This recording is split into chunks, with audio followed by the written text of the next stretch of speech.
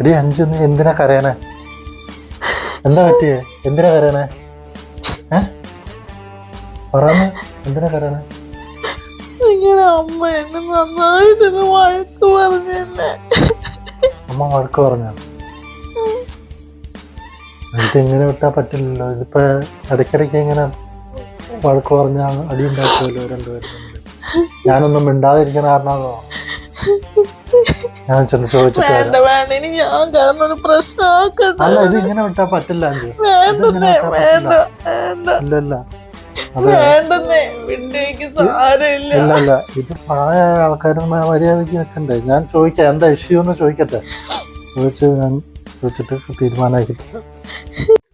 അമ്മേ, അമ്മേ,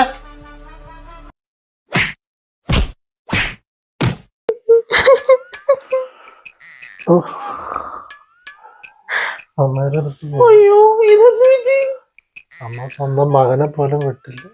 അമ്മ കുറച്ച് ദേഷ്യത്തിലാന്ന് തോന്നുന്നു. അയ്യോ ദൈവമേ, ഞാൻ പറഞ്ഞതല്ലേ. കുഴപ്പമില്ല, കുഴപ്പമില്ല.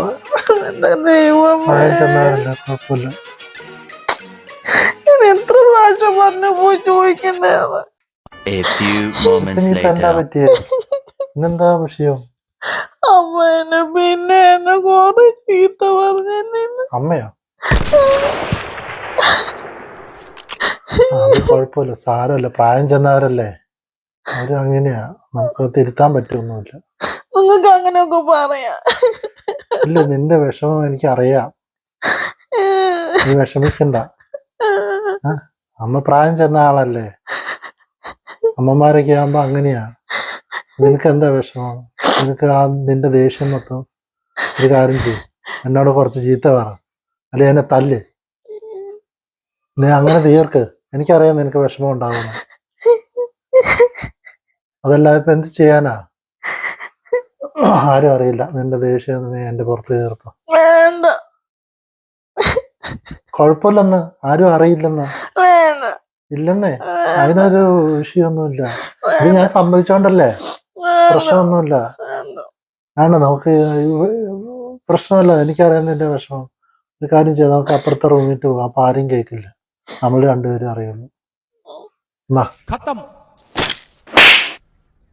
Bye bye, Tata, good bye. 2 ഓലക്കീറോ വെള്ള തുണി എടുത്തോളൂ എന്നെ മൂടാൻ.